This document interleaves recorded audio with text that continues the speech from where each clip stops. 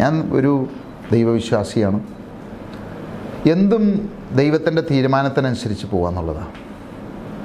എന്നെ സംബന്ധിച്ച് അധികാരം എനിക്കൊരു ക്രൈസല്ല, പണം എനിക്കൊരു ക്രൈസല്ല, സ്ഥാനമാനങ്ങൾ എനിക്കൊരു ക്രൈസല്ല.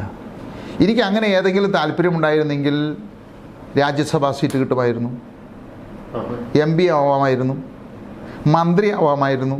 ഇതിനെല്ലാം എനിക്ക് ഓഫർ വന്നിട്ടുണ്ട്. ഇന്നൊരു എന്താണെന്ന് ഞാൻ പറയാൻ ഉദ്ദേശിക്കുന്നില്ല. അത് വിവിധ പാർട്ടികളിൽ നിന്ന് വന്നിട്ടുണ്ട്. എനിക്കിപ്പോൾ കേരളത്തിലെ ഒരു മന്ത്രിയാവാൻ ഒരു ബുദ്ധിമുട്ടും ഉണ്ടായിരുന്നില്ല, കേന്ദ്രത്തിലെ ഒരു മന്ത്രിയാവാൻ ഈ ഒരു ബുദ്ധിമുട്ടുണ്ടായിരുന്നില്ല. ഇന്നും നാളെ എനിക്ക് MP ആവണമെന്നുണ്ടെങ്കിൽ അടുത്ത രാജ്യസഭാ സീറ്റിൽ എനിക്ക് തരാൻ തയ്യാറാണ് ആളുകൾ. ഇനി അവിടെ ഒരു സഹമന്ത്രി ആവണമെങ്കിലും എനിക്കാവാം, അതിനുള്ള സാഹചര്യമുണ്ട്.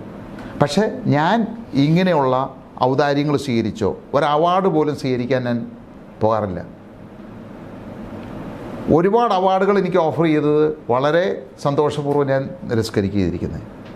ഞാനൊരു ക്ലബിലെ മെമ്പറല്ല, ഒരു വിധത്തിലും ഒരു ഇതില്ല. എൻ്റെ ബിസിനസ് ആകെ ഉള്ളത് എനിക്ക് രാഷ്ട്രീയം മാത്രമേ ഉള്ളൂ. അപ്പോൾ അങ്ങനെ ഒരു മനുഷ്യനല്ല ഞാനത്. അപ്പം അതുകൊണ്ട് ഇതെല്ലാം ദൈവം എന്ത് തീരുമാനിക്കുന്നു അതിനനുസരിച്ച് പോവുക. ഞാനിപ്പോൾ രാഷ്ട്രീയത്തിൽ വന്നെങ്കിൽ അതിൻ്റെ ഉദ്ദേശം വളരെ വ്യക്തമാണ്. നമ്മൾ ജീവിച്ചിരിക്കുന്ന ഈ സമയത്ത് ഈ നാടിന് വേണ്ടിയിട്ട്, ജനങ്ങൾക്ക് വേണ്ടിയിട്ട്, രാജ്യത്തിന് വേണ്ടിയിട്ട് നമ്മുടെ സമയവും നമ്മുടെ എനർജിയും നമുക്ക് ഉപയോഗിച്ച് അതുകൊണ്ട് ഈ രാജ്യത്തിന് ജനങ്ങൾക്ക് പ്രയോജനമുണ്ടാകാൻ സാധിച്ചാൽ അത് ആണ് യഥാർത്ഥ ഒരു സേവനം, ഒരു മനുഷ്യൻ്റെ ധർമ്മം എന്ന് വിശ്വസിക്കുന്ന ആളാണ് ഞാനത്. അതുകൊണ്ട് നമുക്ക് കിട്ടുന്ന ഈ ചെറിയ കാലത്തിനുള്ളിൽ, അല്ലെങ്കിൽ ഞാൻ എന്തിന് ഈ പൈസ ചിലവാക്കുന്നു, ഞാൻ എന്തിന് എൻ്റെ അധ്വാനത്തിൻ്റെ എനിക്ക് സ്വിറ്റ്സർലൻഡിലോ അമേരിക്കയിലോ പോയിട്ട് സ്ഥലം മേടിച്ച് അല്ലെങ്കിൽ അവിടെ പോയിട്ട് ജീവിക്കാം. ഏത് രാജ്യത്ത് വേണമെങ്കിലും എനിക്ക് സിറ്റിസൺഷിപ്പ് കിട്ടും. എന്തുകൊണ്ട് ഞാൻ പോകുന്നില്ല? ഈ ആർഭാടങ്ങളിൽ എനിക്ക് ജീവിക്കാം. പക്ഷേ ഇവിടെ ഈ 11-12 നടത്തിയ സർവേയാണ് എൻ്റെ കണ്ണ് തുറപ്പിച്ചത്. 3 നേരം ഭക്ഷണം കഴിക്കാത്ത ഞാൻ പറഞ്ഞ കാര്യങ്ങളൊക്കെ വളരെ ചുരുക്കമായിട്ട് പറഞ്ഞു വന്നേ ഉള്ളൂ. നമ്മൾ അവരുടെ ജീവിത രീതിയും അല്ലെങ്കിൽ ഓരോ മനുഷ്യൻ്റെ വേദനയും നമ്മൾ മനസ്സിലാക്കിയാൽ അവൻ യഥാർത്ഥ മനുഷ്യനാണെന്നുണ്ടെങ്കിൽ ഒരിക്കലും അതിനെതിരെ കണ്ണടക്കില്ല. അതുകൊണ്ട് തന്നെയാണ് ഇത്ര എതിർപ്പും ഇവരെല്ലാവരും അടിച്ചൊതുക്കാൻ നോക്കിയിട്ടും അതിനെ എതിർത്ത് തൻ്റെ ഇടത്തോടെ ഞാൻ നിലനിൽക്കുന്നതും ആ ഒരു കൊണ്ടാണ്. അങ്ങനെ മത്സരിക്കേണ്ടതായിട്ടുള്ളൊരു സാഹചര്യം നാളെ വന്നു കഴിഞ്ഞാൽ മത്സരിക്കേണ്ട, അങ്ങനെ മത്സരിക്കുന്ന താല്പര്യമില്ല. കാരണം എൻ്റെ വ്യവസായവും എൻ്റെ പ്രൈമറി ഇൻകം എന്ന് പറയുന്ന വ്യവസായത്തിൽ നിന്നാണ്. എൻ്റെ തൊഴിൽ അതാണത്. അതില്ലാതെ ആക്കിക്കൊണ്ട് ഞാനൊരു രാഷ്ട്രീയം നടത്തി കഴിഞ്ഞാൽ രാഷ്ട്രീയം ഉണ്ടാവില്ല, തൊഴിലും ഉണ്ടാവില്ല. അപ്പോൾ എൻ്റെ വ്യവസായത്തെ നിലനിർത്തി അതേ സമയത്ത് ജനങ്ങൾക്ക് കൂടുതലായിട്ട് എന്തെങ്കിലും രാജ്യത്തിന് വേണ്ടിയിട്ട് എന്തെങ്കിലും ചെയ്യാൻ പറ്റിയാൽ അതിന് വേണ്ടിയിട്ടാണ് ഞാൻ പ്രവർത്തിക്കുന്നത്. ഞാൻ പറഞ്ഞ ഒരു മന്ത്രിയാവാനായിരുന്നെങ്കിൽ എളുപ്പ വഴികളുണ്ട് എനിക്ക്. BJP എന്നല്ല ഞാൻ പറഞ്ഞത്, BJP മാത്രമല്ല മറ്റ് പാർട്ടികളുണ്ടല്ലോ. നമ്മൾ കോൺഗ്രസും BJPയും കമ്മ്യൂണിസ്റ്റും അല്ലാതെ ഒട്ടനവധി പാർട്ടികളുണ്ടല്ലോ. പല പാർട്ടികളിൽ നിന്ന് എനിക്ക് ഓഫർ ഉണ്ടായിട്ടുണ്ട്, ഇപ്പോഴും ഓഫറുണ്ട്. പിന്നെ രാജ്യസഭ MP-മാരായിട്ടുണ്ട്. രാജീവ് ചന്ദ്രശേഖർ ഒരു കേന്ദ്രമന്ത്രിയായി കഴിഞ്ഞാൽ ഒരുപാട്. അവിടെയാണ് അതിൻ്റെ വ്യത്യാസം. ഒരു രാഷ്ട്രീയക്കാരന് ഒരിക്കലും ഒരു വ്യവസായം നടത്താൻ പറ്റില്ല. ഒരു വ്യവസായിക്ക് രാഷ്ട്രീയം ഭംഗിയായിട്ട് കൊണ്ട് നടത്താൻ സാധിക്കും. അതിൻ്റെ കാരണം എന്താണെന്ന് വെച്ച് കഴിഞ്ഞാൽ, ഒരു ബിസിനസ്സുകാരൻ എന്ന് പറയുമ്പോൾ അവൻ എല്ലാത്തിനും ഒരു അച്ചടക്കമുണ്ടാവും, അവനൊരു ലോങ് ടേം വിഷൻ ഉണ്ടാവും, എല്ലാം സയൻറ്റിഫിക് ആയിട്ടായിരിക്കും, ഡിസിപ്ലിനോട് കൂടിയിട്ടായിരിക്കും, പ്ലാനിങ് ഉണ്ടായിരിക്കും. അപ്പോൾ അവന് ഒരു വ്യവസായം ലാഭം ഉണ്ടാക്കുന്ന രീതിയിൽ തന്നെ പ്രൊഫഷണലായിട്ട് ഒരു സംസ്ഥാനത്തെയോ ഒരു രാജ്യത്തെയോ അല്ലെങ്കിൽ എവിടെ ഏത് പ്രൊഫഷണൽസ് വന്നിട്ടുണ്ടോ അവിടെയൊക്കെ സക്സസ് ആയിട്ടുണ്ട് പൊളിറ്റിക്സ് സീറ്റ്. അപ്പോൾ ഒരു പ്രൊഫഷണൽ വരുമ്പോൾ ആ സംവിധാനത്തിൽ മാറ്റം വരും. ഇപ്പോൾ 6,75,000 ക്രൈം എന്ന് പറഞ്ഞു. ഒരാഴ്ചയ്ക്കുള്ളിൽ 90% കുറയ്ക്കാമെന്ന് ഞാനെങ്ങനെ പറയുന്നു? അതൊരു രാഷ്ട്രീയക്കാരൻ പറയാൻ സാധിക്കില്ല. എങ്ങനെ ഫുഡ് സെക്യൂരിറ്റി കേരളത്തിൽ മൊത്തമായിട്ട് നടപ്പിലാക്കാൻ പറ്റുമെന്ന് ഞാൻ പറയുന്നു? അത് ഒരു ബിസിനസ്സുകാരനെ പറയാൻ സാധിക്കുള്ളൂ. കാരണം ബിസിനസ്സും സർവീസും കൂടി കൂടുമ്പോഴാണ് അത് നടപ്പിലാക്കാൻ പറ്റുള്ളൂ. കാരണം ഇത് എവിടെ നിന്ന് സോഴ്സ് ചെയ്യണം, അത് രാഷ്ട്രീയക്കാരൻ അറിയില്ല. ഇന്ന് PWD മിനിസ്റ്റർ എടുത്ത് നമ്മൾ ചോദിക്കുകയാണ് BMBC ടാറിങ് എന്താണ് നമ്മുടെ റോഡിൻ്റെ പ്രശ്നം എന്ന് ചോദിച്ചാൽ അറിയില്ല. ഉദ്യോഗസ്ഥനോട് ചോദിച്ചാലും അറിയില്ല.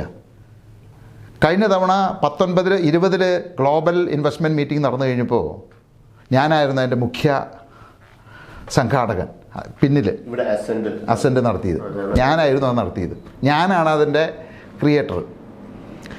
അന്ന് ഞാൻ ഇളങ്കോവൻ IAS അടുത്തൊരു ചോദ്യം ചോദിച്ചു.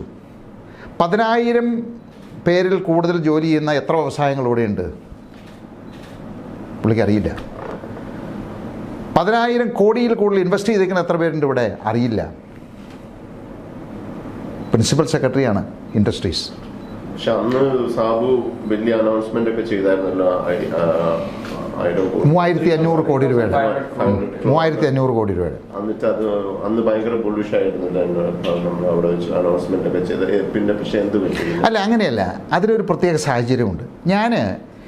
ഞാൻ പറഞ്ഞല്ലോ, എൻ്റെ ഈ ജീവിതകാലത്തിനുള്ളിൽ ഈ രാജ്യത്തിന് വേണ്ടിയിട്ട്, ജനങ്ങൾക്ക് വേണ്ടിയിട്ട് എന്തെങ്കിലും ചെയ്യുന്നുള്ളതാണ് എൻ്റെ ഒരു ഇൻറ്റൻഷൻ.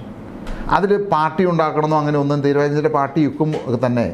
ഞാൻ അന്ന് എൻ്റെ മനസ്സിൽ കണ്ട സ്വപ്നം എന്താണെന്ന് വെച്ച് കഴിഞ്ഞാൽ, അന്ന് ഈ LDF സർക്കാർ 2016 വരുമ്പോൾ അന്ന് ജനങ്ങൾ ലോകം ഉറ്റുനോക്കിയിരുന്ന ഇരട്ടച്ചങ്കനാണത്. കാരണം ഇന്ന് കേരളത്തിലൊരു മാറ്റം കൊണ്ടുവരണമെങ്കിൽ പിണറായി വിജയൻ എന്നുള്ള വ്യക്തിക്ക് മാത്രമേ സാധിക്കൂ, കമ്മ്യൂണിസ്റ്റ് പാർട്ടിക്കല്ല, എന്നുള്ള വ്യക്തിക്ക് സാധിക്കൂ എന്നുള്ളത് എല്ലാവരും പാടിപ്പുകഴ്ത്തിയതാണ്. ഞാനും അദ്ദേഹത്തെ എനിക്ക് 2004 മുതൽ അറിയാം. അദ്ദേഹത്തിൻ്റെ ശക്തിയും അദ്ദേഹത്തിൻ്റെ ആ നടപ്പിലാക്കാനായിട്ടുള്ള കഴിവുമൊക്കെ എനിക്കറിയാം. അപ്പോൾ ഞാൻ വിചാരിച്ചു, എനിക്ക് ചെയ്യാൻ പറ്റാത്ത, കാരണം ഞാൻ നാളെ ഈ രാജ്യത്തിൻ്റെ ഇതിൽ ഒരു ഇലക്ഷൻ നേരിട്ട് അധികാരം ഏറ്റെടുത്ത് നടപ്പിലാക്കുന്നതിൽ ഏറ്റവും ഈസി ആയിട്ടുള്ള മെത്തേഡാണ് വേറെ എൻ്റെ കഴിവുകൾ ഞാൻ ഉദ്ദേശിക്കുന്ന രീതിയിൽ ഈ രാജ്യത്തെ മാറ്റിയെടുക്കാൻ പറ്റുവാണെങ്കിൽ, വേറൊരാൾ കൂടി മാറ്റിയെടുക്കാൻ പറ്റുകയാണെങ്കിൽ അതാണ് നല്ലതെന്ന് വിചാരിച്ചാണ് അദ്ദേഹത്തിൻ്റെ കൂടെ കൂടിയെന്നുള്ളത് മാത്രമല്ല, കഴിഞ്ഞ 5 വർഷം ഇപ്പോൾ പറഞ്ഞാൽ ശരി അധികപ്പറ്റായി പോകും. കേരള സർക്കാർ നടപ്പിലാക്കിയ ഇൻഡസ്ട്രി ആയിക്കോട്ടെ, കൃഷി പോളിസി ആയിക്കോട്ടെ, കേരളത്തിൽ നടപ്പിലാക്കിയ പോളിസികൾ 90% എൻ്റെ ബ്രെയിനാണ്. അല്ല എന്ന് പുള്ളി പറയില്ല. ഞാൻ എഴുതി അടിച്ചു കൊടുത്തിരിക്കുന്ന സാധനങ്ങളാണ് പുള്ളി വായിച്ചിരിക്കുന്നത്. ഇപ്പോൾ നമ്മുടെ ഈ വിശപ്പ് രഹിത ഇത് എൻ്റെ ക്രിയേറ്റീവാണ്. സ്കൂളുകളുടെ, അതായത് ഹൈടെക് സ്കൂളുകൾ എൻ്റെ ക്രിയേറ്റീവ്നെസ്സാണ്. ഹോട്ടൽസ്, എല്ലാ പെട്രോൾ ബങ്കുകളിലും ടോയ്ലറ്റുകൾ, അതായത് വഴിയോര വിശ്രമ കേന്ദ്രങ്ങൾ എൻ്റെ ഇത് ഞാൻ പറയുന്നതല്ല, ഇതെല്ലാം പ്രിൻ്റഡ് ഫോമിൽ ഞാൻ അടിച്ചു കൊടുത്തിരിക്കുന്നതാണത്. കൃഷി സംബന്ധമായിട്ട് എല്ലാവർക്കും, അതായത് 1 വർഷം 80 ലക്ഷം. ഇനി ഇത് കൂടാതെ അദ്ദേഹം നടപ്പിലാക്കാത്ത ഒട്ടനവധി കാര്യങ്ങളുണ്ട് ഞാൻ കൊടുത്ത പല കാര്യങ്ങളിലും. കാരണം രാഷ്ട്രീയ എതിർപ്പുണ്ടാവുമെന്ന് വിചാരിച്ചുകൊണ്ട്. അപ്പോൾ 5 വർഷം കേരളത്തിൽ നടപ്പിലാക്കിയ എല്ലാ കാര്യങ്ങളും ഞാൻ, അതുകൊണ്ടാണല്ലോ ഞാൻ പറഞ്ഞതനുസരിച്ച് പുള്ളി ഗ്ലോബൽ ഇൻവെസ്റ്റ്മെൻറ്റ് കൊണ്ടുവന്നത്. അത് ഞാനാണ് ക്രിയേറ്റ് ചെയ്തത്. കാരണം ഇവിടെ ഇൻഡസ്ട്രി കൊണ്ടുവരണം, പോളിസികൾ മാറ്റി എഴുതണം, ആളുകൾക്ക് ഇൻസെൻറ്റീവ് കൊടുക്കണം. കാരണം ഇതിൻ്റെ ABCD ഈ ഉദ്യോഗസ്ഥന്മാർക്കോ രാഷ്ട്രീയക്കാർക്കോ അറിയില്ല. ഞാനാണ് അതിൻ്റെ കംപ്ലീറ്റ് ആയിട്ട് പോളിസി ഉണ്ടാക്കിയും പുള്ളി അന്ന് വായിച്ചതും ഞാൻ എഴുതി കൊടുത്തതാണ് വായിച്ചത്. അതെ, പിണറായി വിജയനുമായിട്ട് വ്യക്തിപരമായി അടുപ്പമുള്ള വളരെ ചുരുക്കം ആളുകളേ ഉള്ളൂ. അങ്ങനെയുള്ള ചുരുക്കം ആളുകളിൽ ഒരാളായിരുന്നു സാബു ജേക്കബ്. ഇനി നിങ്ങൾ തമ്മിൽ ഇപ്പോൾ എന്താണ്? അല്ല, അതിലെന്താണെന്ന് വെച്ച് കഴിഞ്ഞാൽ, ഇവിടെയൊക്കെ ഞങ്ങൾ രാഷ്ട്രീയം മാറ്റിവെച്ചിട്ടാണ് ഞങ്ങൾ സംസാരിച്ചു കൊണ്ടിരുന്നത്. പക്ഷേ കഴിഞ്ഞ നിയമസഭാ തെരഞ്ഞെടുപ്പിൽ വന്നപ്പോൾ രാഷ്ട്രീയപരമായിട്ടുള്ള ഒരു രീതിയിൽ അവരുടെ പാർട്ടിയും എന്നെ കണ്ടു എന്നുള്ളതാണ്. അപ്പോൾ പഞ്ചായത്തിൽ ഞങ്ങൾ മത്സരിച്ചു, അതിനുശേഷവും മത്സരിച്ചു. അവിടെ ഒന്നും രാഷ്ട്രീയപരമായിട്ട് ഞങ്ങൾ കണ്ടിരുന്നു. ഞങ്ങൾ വ്യക്തിപരമായിട്ടുള്ള താല്പര്യത്തിലാണ് ഞാൻ ചെയ്തുകൊണ്ടിരുന്നത്. ഞാൻ രാഷ്ട്രീയപരമായിട്ട് കമ്മ്യൂണിസ്റ്റുകാരനായതുകൊണ്ടല്ല ഈ 5 വർഷം കൂടെ നിന്നത്. കാരണം എൻ്റെ കഴിവും എൻ്റെ എനർജിയും നാടിന് വേണ്ടിയിട്ട് വേറൊരാൾ കൂടി ഉപയോഗിക്കുക എന്നുള്ളൊരു ഉദ്ദേശം അതിലുണ്ടായിരുന്നത്. അതുകൊണ്ടാണ് ഞാൻ 5 വർഷം വർക്ക് ചെയ്തിരുന്നത്. അതിനുവേണ്ടി പോളിസികൾ ഉണ്ടാക്കിയത്. അതുണ്ടാക്കി കൊടുത്ത് ഇലക്ഷൻ വന്നു കഴിഞ്ഞപ്പോൾ ഈ പാർട്ടിക്കാർ, അദ്ദേഹത്തിൻ്റെ പാർട്ടിക്കാർ എന്നെ ആക്രമിക്കാൻ തുടങ്ങി. അതിനുശേഷം ജൂൺ മാസം മുതൽ എന്നെ കണ്ടിന്യൂസ് ആയിട്ട് റെയ്ഡ് ചെയ്യാൻ തുടങ്ങി. ആ റെയ്ഡ് തുടങ്ങിയപ്പോഴും ഒരിക്കലും പുള്ളിക്ക് അതിൽ പങ്കില്ല.